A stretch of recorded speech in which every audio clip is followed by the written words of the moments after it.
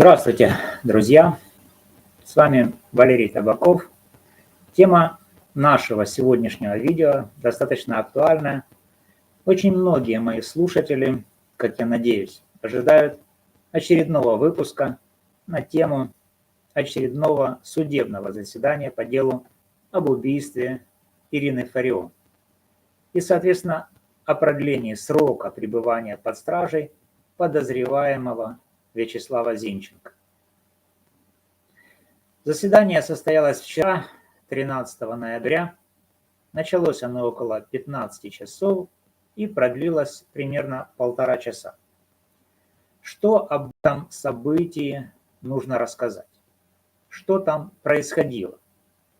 Ничего такого, скажем, примечательного, на чем хотелось бы сакцентировать внимание, на этом заседании не произошло. Но, правды ради, нужно сказать, что все же было несколько таких моментов, которые заслуживают нашего с вами внимания.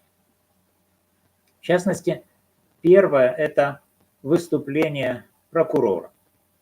Прокурор по фамилии Бабий докладывал, что нужно продлить запобежный заход, или по-русски меру пресечения, Вячеславу на том основании, что проведены еще не все экспертизы, а те экспертизы, которые начаты и еще не завершены. Досудебное следствие продолжено до 25 января 2025 года. В связи с этим требуется время, как говорит прокурор, чтобы Зинченко не натворил каких-либо бед, не взял бы в руки оружие и не начал бы принуждать свидетелей изменить свои показания. Поэтому прокурор взял Зинченко с помощью пенитенциарной системы в заложники и постоянно, вот уже на протяжении 4 месяцев, содержит Вячеслава под стражей. За это время, как сообщил прокурор, у них появились дополнительные доказательства, которые, в частности, включают результат портретоведческой экспертизы. О чем она, эта экспертиза? Экспертиза о том, кто же этот человек, то есть лицо, которое сидело на лавке во дворе дома, где жила Фарион, этот человек, который был там в панамке и очках, а фотография этого человека есть в материалах дела.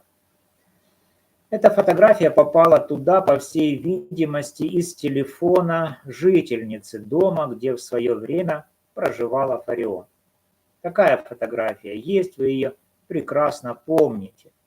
Эта фотография облетела все средства массовой информации. Мы ее с вами тоже видели и помним. Это фото. Человек, панамка, очки, красная футболка с длинным рукавом и так далее. В общем, такой вот антураж этого всего дела. И эта фотография была использована для портретоведческой экспертизы, для того, чтобы сравнить. По заявлениям прокурора Бабия, свидетели дают показания, что именно этот человек, который в панамке, очках и красной футболке, именно он убил Фарион. Как это они, эти свидетели, могут показать, если никто из свидетелей не видел момент убийства?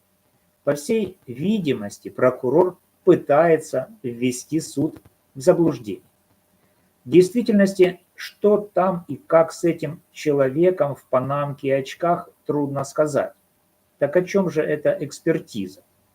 Экспертиза о том, что вот этот человек в панамке и очках, сидевший на лавке во дворе дома, где проживала Ирина Фарион, именно этот человек является Вячеславом Зинченко. Для того, чтобы сделать такой вывод, эксперт использовал те видеозаписи или фотоматериалы, которые были получены следствием из зала судебного заседания. То есть следствие негласно для того, чтобы впоследствии использовать в портретоведческой экспертизе, использовали видео из зала суда. взяли записи с этих камер и предоставили эти записи эксперту.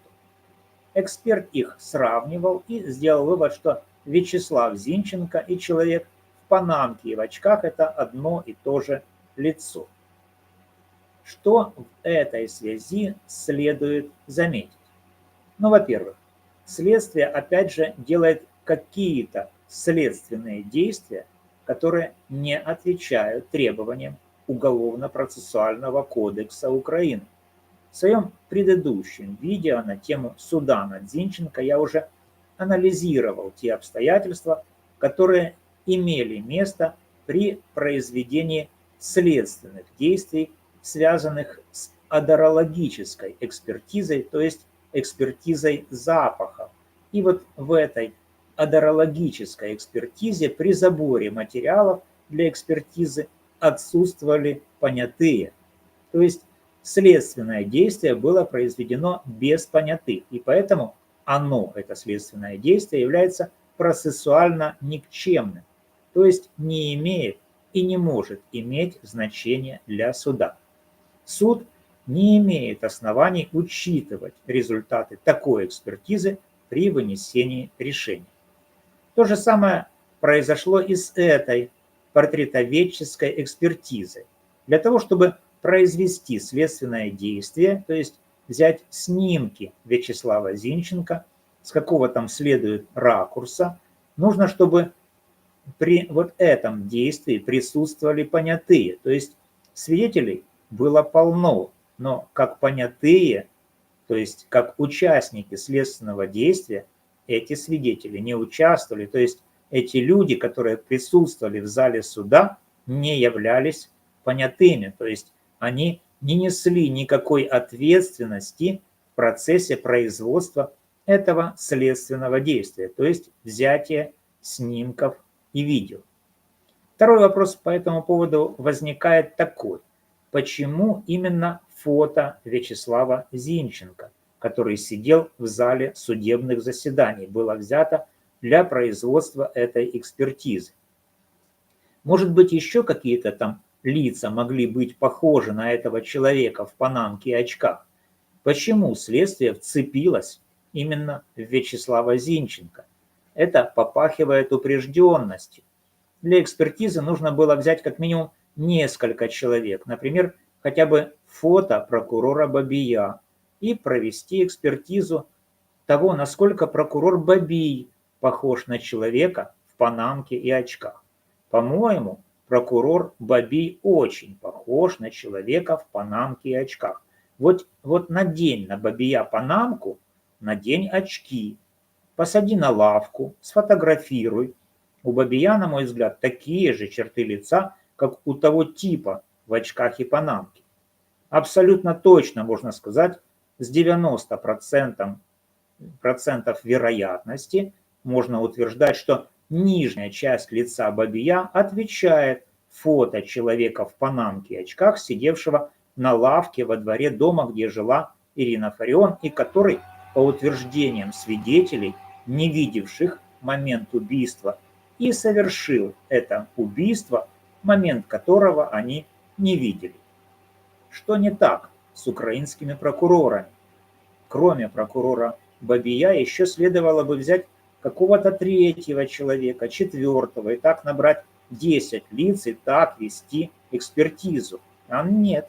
Они взяли фото одного Вячеслава Зинченко и делают экспертизу.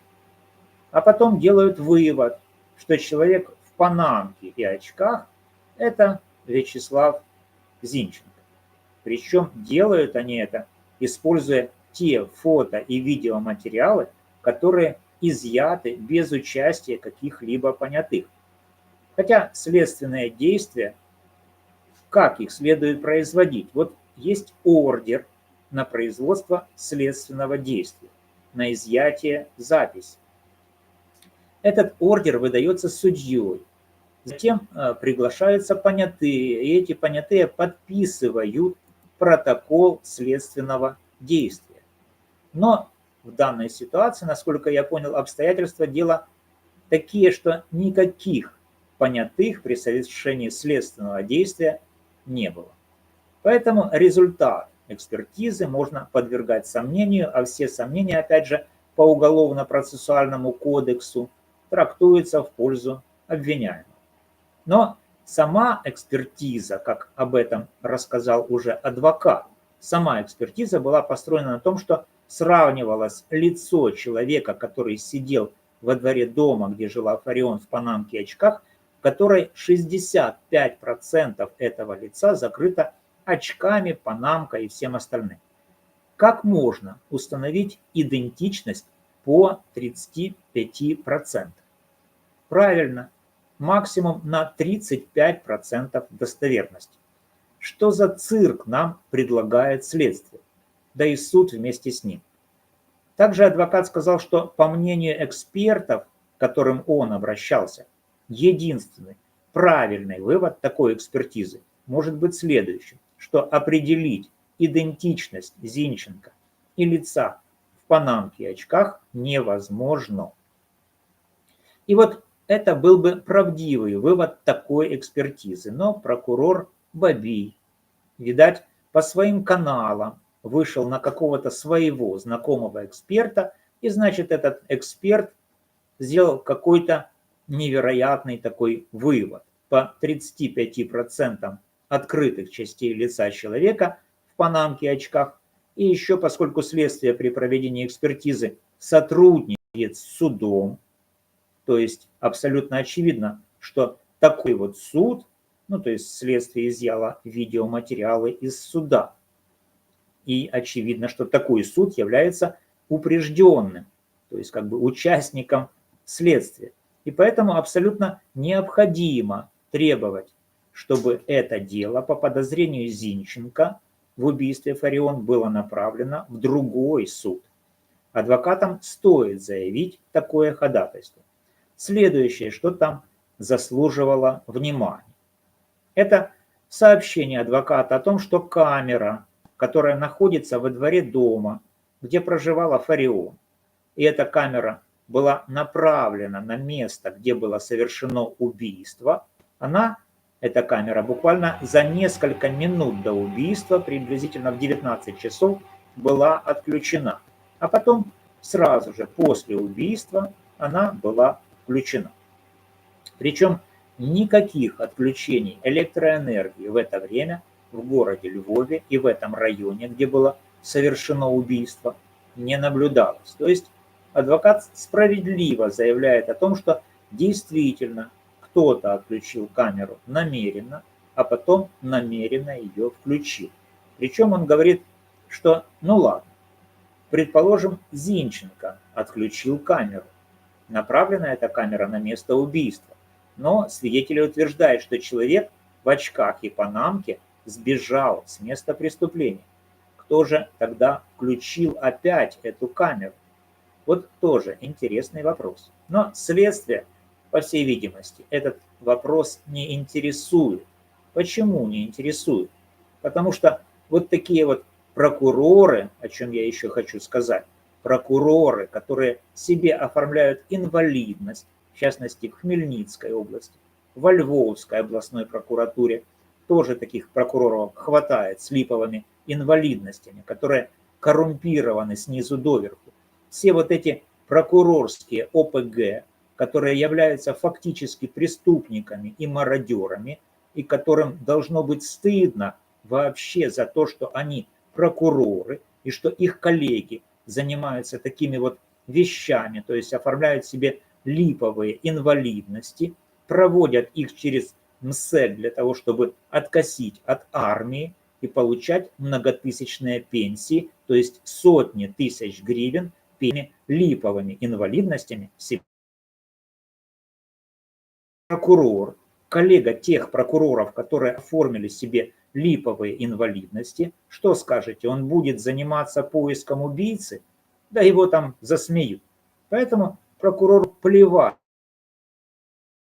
на установление истины в процессе следствия. Его волнуют только доллары и мундир. Доллары и мундир.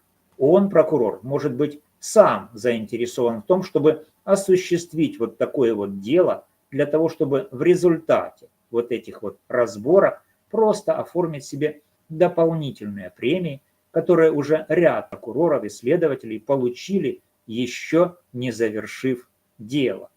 Такая вот ситуация. И прокурора не интересует, кто там отключил камеру, кто потом включил ту же камеру. Может быть, и сами прокуроры этим занялись, или там следователи. Но то, что их не интересует вот это обстоятельство, тоже наводит на мысль, что, может быть, да, действительно, эти правоохранители, которые насквозь коррумпированы в Украине, именно они этим и занимались. То есть, как же может система охраны, видеонаблюдения так сработать, что именно та камера, которая направлена на место убийства, именно она отключалась, а потом включалась, так сказать, в нужный момент. Может быть, и не было никакого отключения и включения, просто они, то есть следователи и прокуроры, сфальсифицировали эту информацию.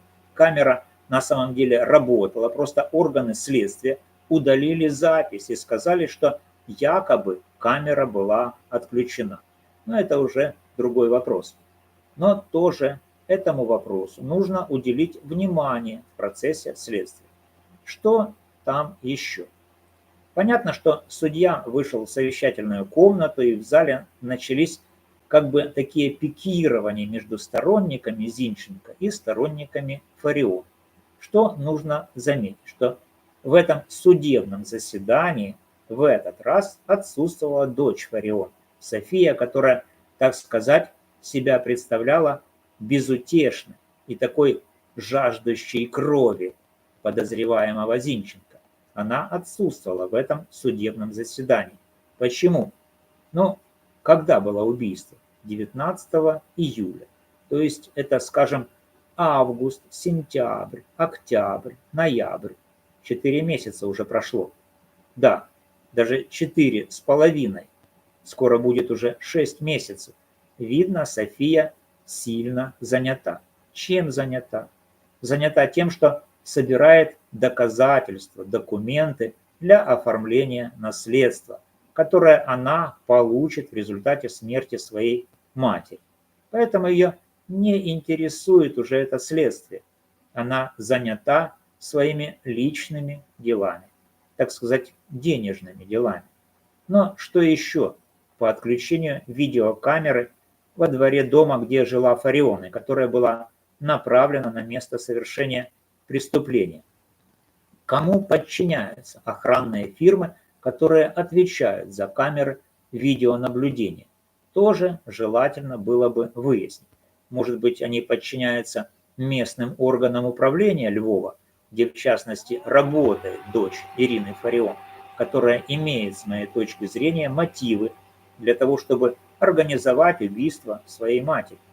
Но опять же, об этом я говорил в своих прошлых видео. И все же с этими камерами желательно разобраться. Так вот, началось там в зале судебных заседаний такое взаимное пикирование. С одной стороны сторонники Фарион, а с другой сторонники Зинченко. Сторонники Зинченко пришли в футболках, где изображен сам Вячеслав Зинченко, и начали скандировать «Свободу Вячеславу Зинченко». Сторонники Фарион в это время кричали «Ганьба! Ганьба! Ганьба!». Потом через некоторое время выполз какой-то мужчина, который сказал, что он инвалид войны, ему 60+, и что он из Луганской области. Ну, такая вот никому не интересная история. Потом какой-то одессит непонятный тоже пришел и начал обзывать русский язык каким-то вонючим. Любой язык, используемый для коммуникации, в том числе и русский, запаха не имеет. Поэтому этот одессит, наверное, страдает галлюцинаторным расстройством. Но чего не случится с психикой, когда на кону социальный лифт, обещанный своим сторонникам Фарион. Но безобразно себя ведут. И вот этот из Луганской области, и этот из Одессы. То есть как можно русский язык в Украине обзывать каким-то вонючим языком, если в 10 статье Конституции, которая имеет наивысшую юридическую силу, русский язык имеет статус свободно используемого языка. То есть они оскорбляют граждан Украины, в том числе и военных, для которых русский язык родной. Некоторые из этих присутствующих сторонников Фарион спрашивают: а вы что, национальное меньшинство, что вы используете русский язык? При чем тут национальное меньшинство? Любой гражданин Украины, независимо от того, является он членом национального меньшинства или не является, такой гражданин имеет право использовать права любого национального меньшинства, даже если он не является членом этого национального меньшинства. То есть любой гражданин Украины имеет право свободно использовать в Украине свой русский язык, если он этого желает. Это установлено Конституцией Украины, а Конституция имеет в Украине наивысшую юридическую силу. И поэтому, если даже закон, скажем, закон об обеспечении функционирования украинского языка как государственного, говорит о том, что в нем есть нормы, которые запрещают использовать русский язык где-то там на госслужбе или в системе образования, или в сфере торговли, то Конституция говорит, что русский язык свободно используем. Поэтому, поскольку Конституция имеет наивысшую юридическую силу, русский язык может быть использован во всех, без исключения, сферах. Дальше этот одессит совершенно безграмотно заявляет, что нужно радикализировать Конституцию и убрать из Конституции русский язык и его право на свободное использование. Но позвольте, это уже сужение прав. А сужение прав, которые закреплены в Конституции, опять же, самой Конституцией запрещены. Какой-то неадекватный одессит, да еще и в очочках. Корчит из себя грамотея, а не понимает простых вещей. Поэтому вносить такие изменения в Конституцию, которые сужают объем существующих прав, опять же, неконституционно, то есть незаконно. Ну, покричали друг на друга, потом фарионовцы начали кричать: «Слава Фарион!», а зинченковцы начали кричать: «Ганьба, ганьба, ганьба!», то есть позор. Ну, кому ганьба? То ли Фарион, то ли тем, кто кричит «Слава Фарион», я тут уже и сам не разобрался. Но, то есть, такие вот взаимные пикирования там были. Что же в результате? В результате, опять же, напомню, что портретоведческая экспертиза, она, по-моему, была с нарушением, то есть без понятых во время изъятия видеозаписи из зала суда и без достаточного количества лиц, которые сравнивались с лицом, которое сидело на лавке, в панамке, очках во дворе дома, где проживала Ирина Фарион. Поэтому эту экспертизу и ее результаты можно и нужно подвергать сомнению для установления объективной истины. Нужно также разобраться с отключением камеры, которая была направлена на место, где было совершено убийство. Такие вот два момента. То, что судья продлил действие меры пресечения, то это, ну, как бы само собой разумеется, поскольку подозрение, досудебное следствие, оно как раз говорит о том, что подозреваемый, он мог бы совершить это убийство. Ну, то есть подозреваемым мог быть любой человек, который более или менее подходит под обстоятельства убийства. То есть находился во Львове в то время, значит, можешь быть подозреваем. Также начинают фальсифицировать адерологическую экспертизу без понятых и без учета того, что адерологическая экспертиза не может ответить на вопрос, когда какой-то запах появился в данном месте. По всей видимости, для портретоведческой экспертизы видеоматериалы были взяты без понятых.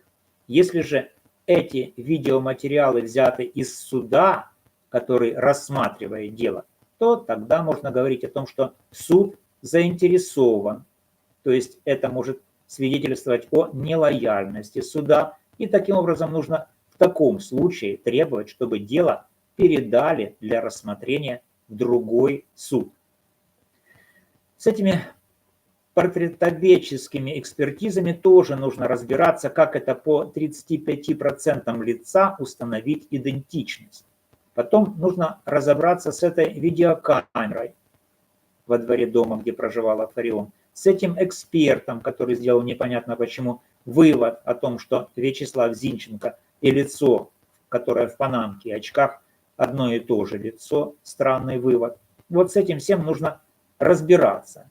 Ну и вот эти вот провокаторы, которые там кричат «Слава Фарион», и гоньба поддерживающим Вячеслава Зинченко, это действительно разжигание межнациональной вражды, внутринациональной вражды среди граждан Украины. Этого, конечно, не следует допускать. Но полиция, охраны правопорядка стоит и как-то абсолютно не реагирует на такие вот правонарушения. Вот, друзья, будем следить за тем, как будут разворачиваться дальнейшие события в этом деле. Спасибо вам за внимание. С вами был Валерий Табаков. Подписывайтесь на канал, ставьте лайки, комментируйте, распространяйте это видео. До новых встреч!